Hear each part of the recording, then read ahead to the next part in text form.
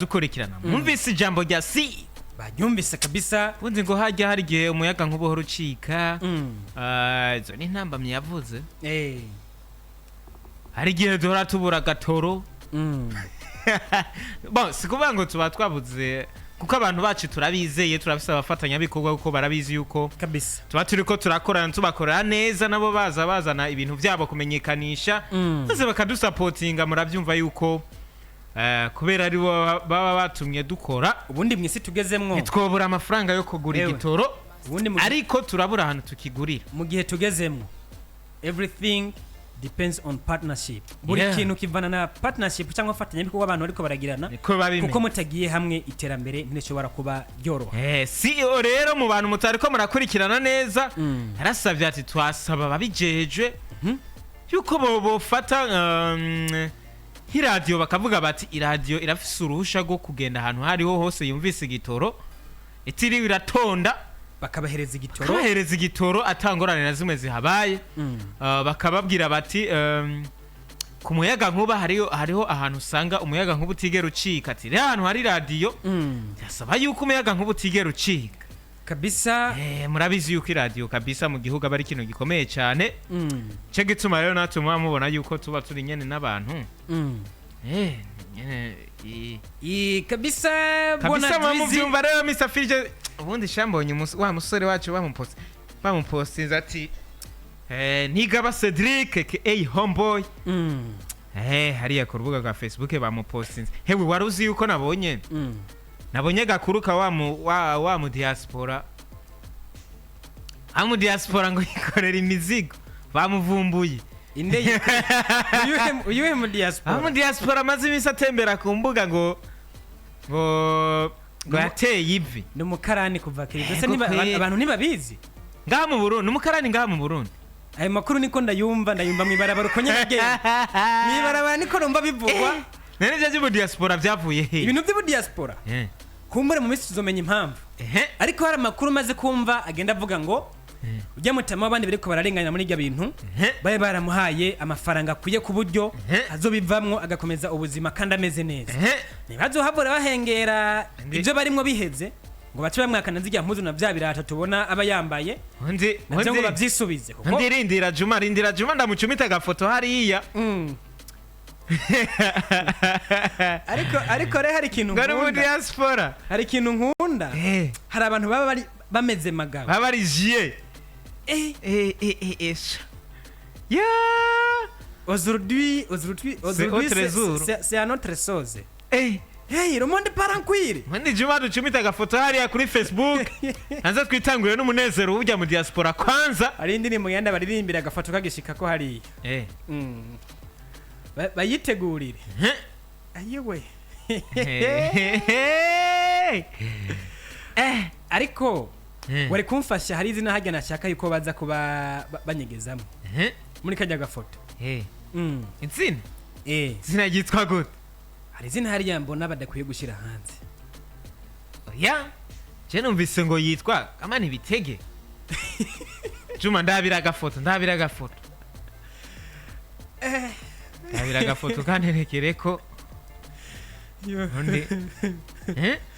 ariko yamaze kuba umustadeja already he's hagati mu muri category yaba famous yaba popular uyamaze kuba popular artist yamaze kuba popular tuzaza guhavura tuvuga unatana na Facebook afise ujya na smartphone afise nta na Android afise le portefeuille plus populaire au Burundi rega ni muri ya sahubu hakujya y'amazi naho ayiwe Kasongo wamubonye Kasongo diaspora hariya kuri Facebook muramubona wa mu Kasongo wacu Kasongo mbona wewo songa libala yari diaspora herutse gutera ivu umwana hariya Kasongo mbona wewe herutse gutera ivi umwigeme kabisa ariko ndafise ikibazo how gute ubu mu diaspora katubwira ko urusi indege nitibone n'agaselfie ko mu ndege nitubone n'agaselfie kariye muri airport muri aeroport international Mekero ndadaye hari indani mu gipangu hari ahantu burira indege ni wifatireho n'agaselfie ngo komeze ko ibi nari byo ariko vraiment abantu mutegura showbiz muri mubiki abantu baramubeshiye n'ukuri ho nyene urabye n'ukuntu yari yafukamye Hundi hari agafoto yafukamye hari ko nyene duce tugatereka kuri Facebook. Ahubwo izi foto katuzigira uko. Hari agafoto yari yafukamye hariya. Uravye ukuntu yari yafukamye kwanza ucubona ati sasa uyu muntu bitugane na uyu jamaa. Uyu muntu kweli kabisa. Hii industry anaielewa mzee wa watu. Mzee wa watu kabisa. Ibintu bariko baramushiramo. Ila kuna watu mbingu mtaisikia kwa masikio redioni. Sisi ndio tutabatangazia habari za mbinguni. Juru muzojumva muri Classic Vibes. Kabisa. Yego kweli. Ariko hari okay.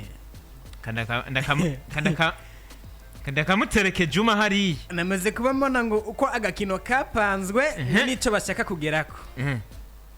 Ngo all this is fake news. This guy is not among the diaspora groups dufise hatandukanye. Ariko mwabantu abya mu dada yitwa gute yitwa Nela. Wamubonye ukuntu umusaza hari yari yafukamye. Yo baramubeshira n'ukuri nta mu diaspora yafukama kuki. Kwanza nta mu diaspora yafukamira umwigeme. Waruzi yuko zora tubona abigeme. Abigeme aribo bahora bafukamira abahungu bavuye hanze kuri airport. Simpora mbona umuhungu yafukamiye umwigeme. Umuhungu avuye hanze ntibikunda. Bizaniye ikashi yiwawe kashiza gufuka. Unda bari n'ibintu bigoye kabisa. Ujya mu kobwa yitwa gute? Ujya mu kobwa yitwa Nela Keke. Yitwa Nela Keke. Ariko ntubu uri kurondera kuri Facebook je nayo niyonze.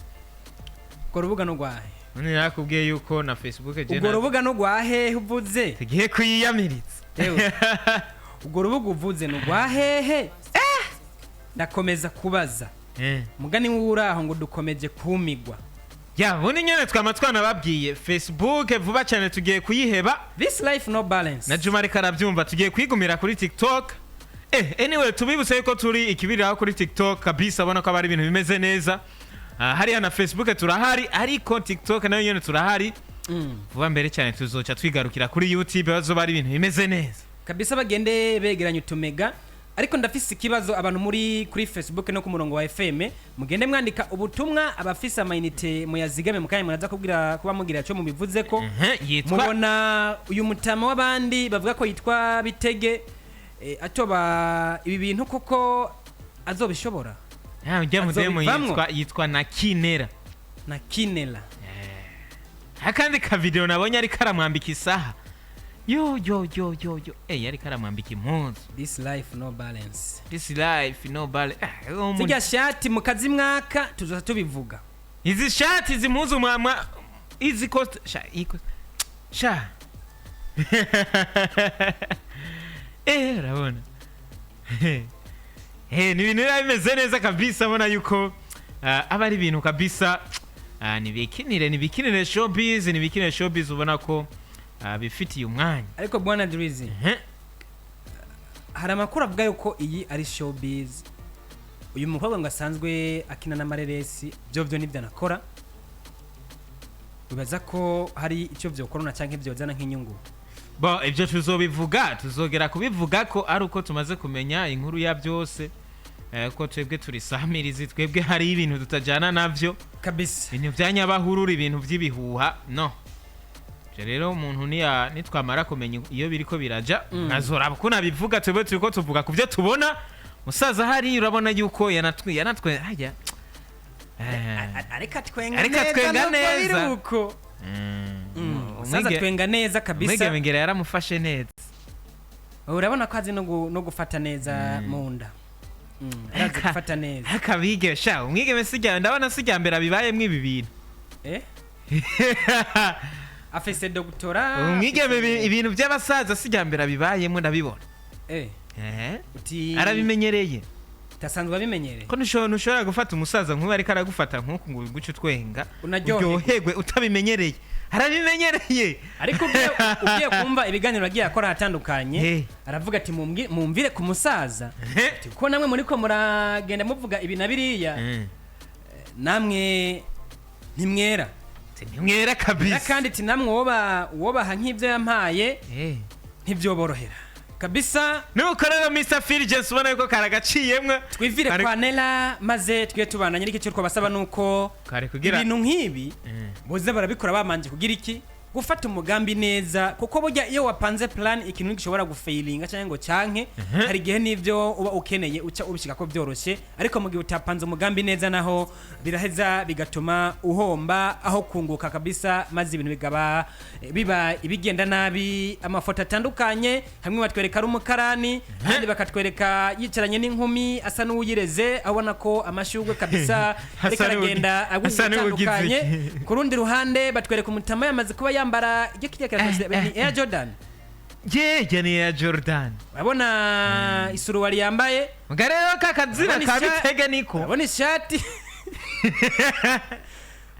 kakazina kabitege niko uravye ukuntu hagarara anakari bitege ariko ujya muntu nawe arazi gutora amazina ujya abantu bose bahagarara kujya babitwa babitege hagira bizi yuko na Alvin Smith nibitege kandi wahora navyemera ati Jeff amaguru mabi ndabizi mugabo ndabatamwo tu ariko diaspora afuka makuri ya nawe ndabona harimo akantu nta mu diaspora office cash yiwawe harimo akantu k'ubunyamisozi karenze kuko aba diaspora turazi kuntu bagara abahungu bo muri ville turazi kuntu bigira birebire urabona yo fuka makuri hera bikirato hari inyuma cyari kimeze cyari rijya fuka amasigi mu diaspora cyubona yuko atarabimenya canke ni noti nyinshi canke abari busy nakazi akaba yibereka ibintu by'amafaranga kurondera amafaranga cyane. Ubundi je niko ndibaza umwigeme y'icya kanzu yari yambaye ni y'ubugeni yakanzu ni y'ubugeni ahubwo nafise ikibazo wambara impuzu y'ubugeni gute utagize ubugeni hama ngo babuze abagabo bari muri shopping ubugeni babugize kera nta nibyo bazi ariko none birashobora gutuma buri umugabo akamubura roterote pepepe umubura nyene ariko ibintu nk'ibi bizavura bituma batoyi bacu nabo bagira gutya bakavuga bati nabana kana abanye bakina amaprank nanje bunzoza ndayakina aya twe twarabikinye tukira abana Kasongo we aya nawe warabikinye byabine bya uvuga ko no byo gukina kibaba kimama mama byaravyuze jewe nivukira mu cyenda juru ibintu by'abanyamugi simenya uko biba bihagaze ariko kabisa jewe rero nakunda gukina bon abahungu kenshi wasanga bariko bakina ari papa abahungu benshi wasanga bari karakina ari papa uje nkina ndi papa nyine niko byabimeze bisafiri twigire ku makuru twabateguriye kabisa tugiye tubashimira cyane mwege mukomeza kugenda mubana natwe PJ Classic FM 94.3 ijugi munezero kabisa radio station number 1 bona Drizzy ndetse n'abariko baratwumva hariya kwa Dramati igenekerezo rya 23 kwezi kwa 11 2024 niho muri